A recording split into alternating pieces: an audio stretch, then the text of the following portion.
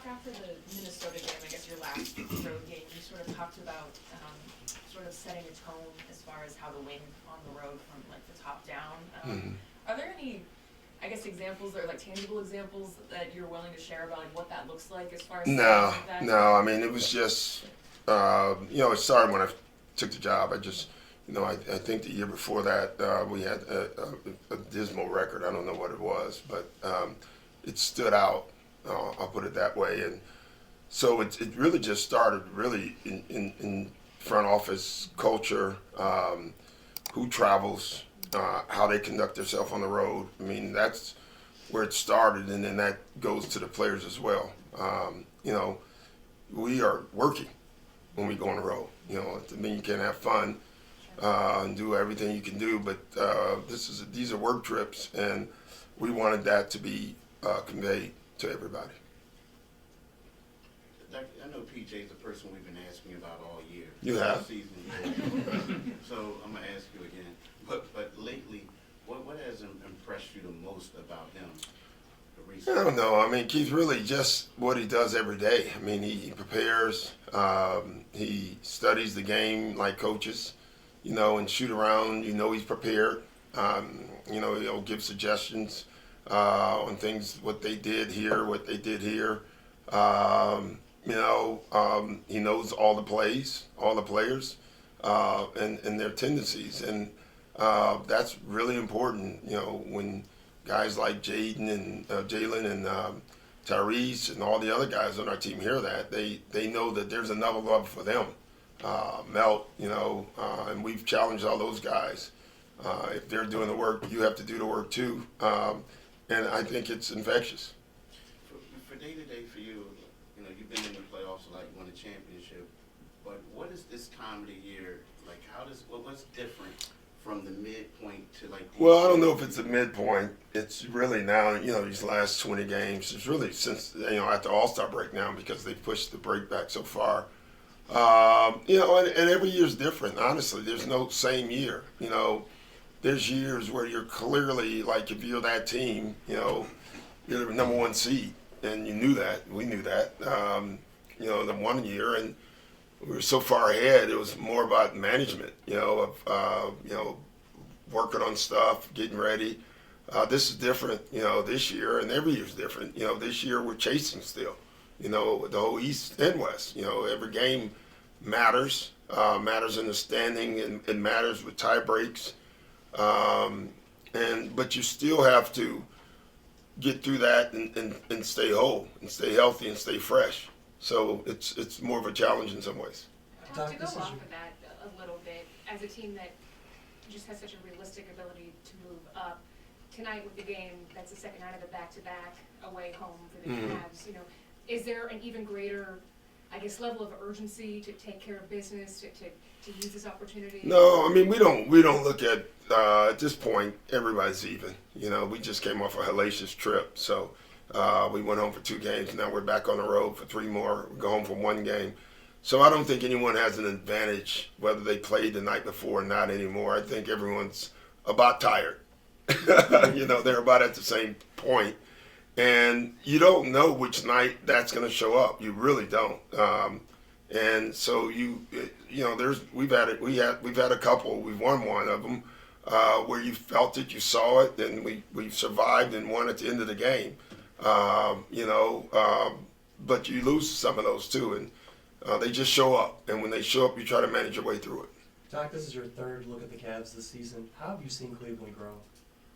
I don't know. I mean, they just getting Donovan, and every game they're going to be better, right? He's new to the team still. He's new to all their guys. Probably from a coaching standpoint, you learn every day what he can do, what he does better, and who he fits well with. So I just think watching them, they're just more comfortable with each other. Rubio's back as well. So they've added him to the mix, even though he was here. He wasn't here with this group. So they're better. I mean, they're a good basketball team. also added Danny Green. Yeah. He's got almost as much playoff experience as the rest of their roster combined. As the league, I think. Yeah. Danny Green with the league. Yeah, my gosh. How much does that experience matter come this time of year and where we're going? Oh, it's huge. It's huge. I mean, and he talks all the time. So, no, and I mean that in a very positive, I'm joking, but in a positive way. But he does. He shares. There's guys that just aren't that guy. They just don't share. They just do.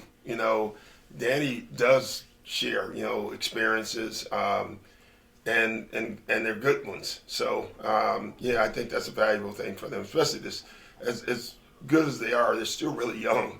And adding a vet like Danny was a good move for them. What's the part of the playoffs that the young guys can't know until they get there?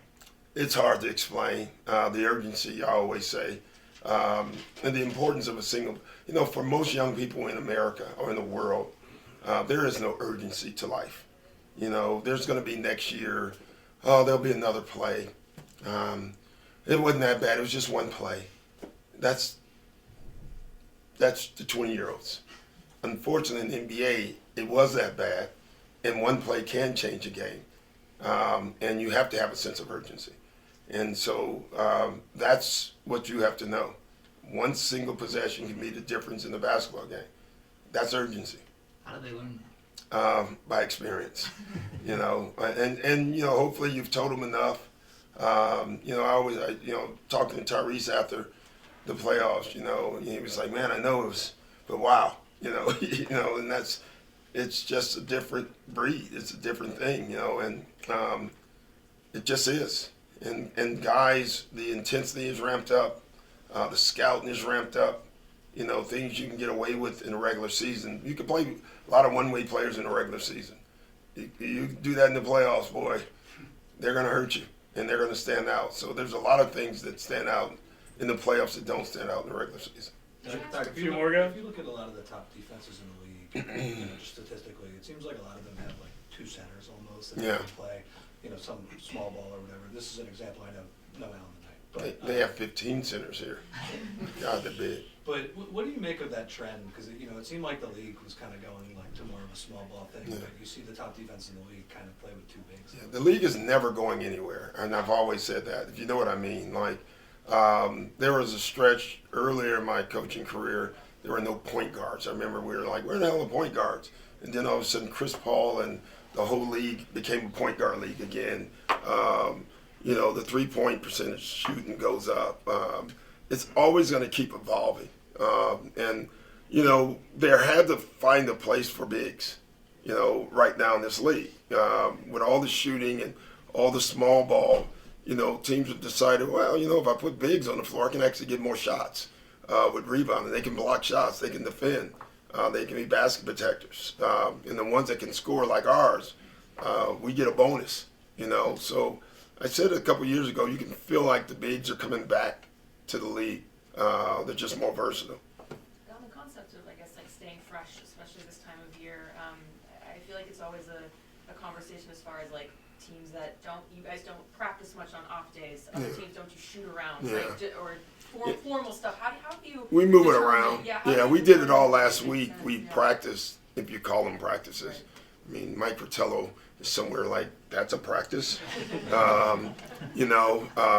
But we did it last week. We didn't have shoot arounds. We had practices, because we just felt like, off that trip, they needed to sleep, they needed rest, but that one is by feel. Simon and our guys, they talk about it. They plan the scheduling, when we should leave a city, when we should stay longer.